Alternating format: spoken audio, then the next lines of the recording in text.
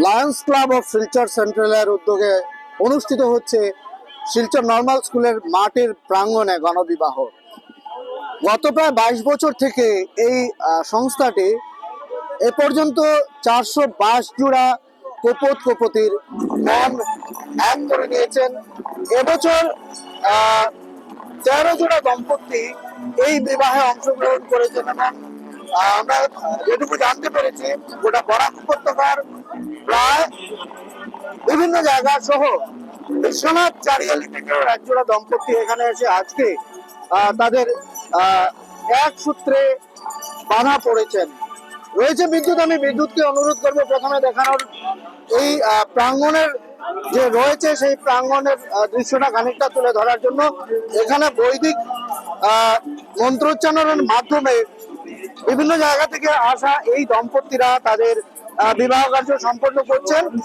দান পর্ব চলছে এবং এই বিবাহকে কেন্দ্র করে আমরা দেখতে পাচ্ছি শিলচর শহরে একটা অভূতপূর্ব সারা ইতিমধ্যে গত বেশ কয়েক বছর থেকে দেখতে পাচ্ছি।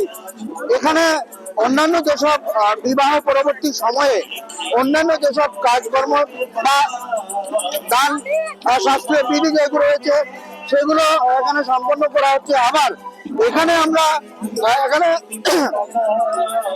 সুদৃশ্য এক সুন্দর ঘরে এখানে লায়ন্স ক্লাব অফ লায়নেসের যারা সদস্য তারা এখানে এই বিবাহ কার্য সম্পন্ন করছেন।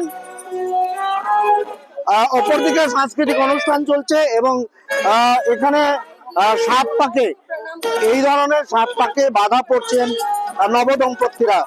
শিলচরে বলবো এই অনুষ্ঠানকে কেন্দ্র করে রীতিমতো একটা আলোড়নের সৃষ্টি হয় এবং এখানে যেসব নবদম্পতি যারা কিছুক্ষণ পরেই এক সূত্রে এক মালায় যারা সংসার কার্যে তারা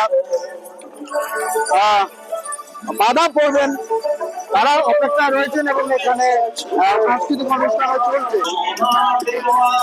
লায়ন্স ক্লাব শিলচর সেন্ট্রালের গণবিবাহটা শুরু হয়েছিল 2004-2005 ইংরেজিতে। এবারটি ফেব্রুয়ারি মাস 2005-এ শুরু হয় প্রথম। তারপর থেকে প্রতি বছর সেই গণবিবাহ আমরা আয়োজন করে আসছি। প্রতি বছর আমরা এই গণবিবাহটা আয়োজন করে আসছি। এই বছর এই গণবিবাহটা 22তম বছর পদার্পণ করেছে। আমরা লায়ন্স ক্লাব শিলচর সেন্টারের তরফ থেকে সমাজের যে পিছিয়ে পড়া বর্গ যেটা আছে যে এই পিছিয়ে পড়া বর্গের যাদেরকে আমরা এই লায়ন্স ক্লাবের থেকে তাদের এই সহায়তার হাতটা বাড়িয়ে দিই যাতে করে তারা নিজেরা এখানে এসে লায়ন্স ক্লাবের মাধ্যমে তারা বিবাহ বন্ধন আবদ্ধ হতে পারে। একটা সুবিধা হয় লায়ন্স ক্লাব শিলচর সেন্টার আমরা যেসব এখানে বরকনে বিবাহ বন্ধন আবদ্ধ হচ্ছে তাদেরকে আমরা 1 মাসের রেশনটা দিই। আবার সমস্ত কিছু চাল ডাল থেকে শুরু করে চা পাতা দৌড় বাসনপত্র সমস্ত কিছু দিই। বিছনাপত্র কম্বল থেকে আমরা সব কিছু দেওয়া হয়। তাছাড়া গ্যাস স্টোভ আদি আদি মানে একটা লোকের জীবন ধারণের যখন কি প্রয়োজন পড়ে এভরিথিং আমি দিচ্ছি। আপনি দেখতে পাবেন সব সাজিয়ে রাখা আছে এক একজনকে থেকে আমরা দিই। এছাড়া এই বিপদে আজকে যারা এখানে এসছেন আমাদের রচিত অবগত তারা যারা এসব গিফট দেন বা ক্যাশ টাকাতে সেই ক্যাশ টাকাটা আমরা সব লোকের মধ্যে ভাগ করে দিয়ে দিই আর এই গিফটও সবাইকে ভাগ করে দিয়ে দিই। এই অনুষ্ঠানটা চালানো করতে গিয়ে লায়ন্স ক্লাব শিলচর সেন্টারের যেসব সদস্যরা আছে তারা সবাই অত্যন্ত পরিশ্রম করেছেন। শুধু তাই নয়, শিলচর শহরবাসী যেসব লোকজন আমাদের এখানে এসে এই বিবাহ উৎসবে জয়েন করে আমাদের উৎসাহ প্রদান করে তাদের কাছে আমরা ধন্যবাদ জানাচ্ছি। যাতে তাদের এই উৎসাহের জন্য আমরা তো প্রতি বছর নতুন উদ্যমে আবার এই অনুষ্ঠানটা চালিয়ে দিতে পারি।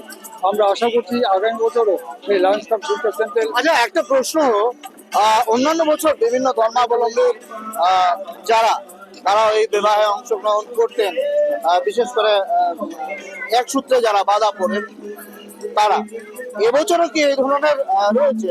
আমরা বলছি লায়ন্স ক্লাব আমরা যেটা গণবিবাহ আয়োজন করি সেই বিবাহটা হচ্ছে প্রত্যেক দম্পতি তাদের নিজস্ব যেটা রিলিজিয়াস রাইট আছে সেই রিলিজিয়াস রাইট মেনে আমরা তৈরি করি।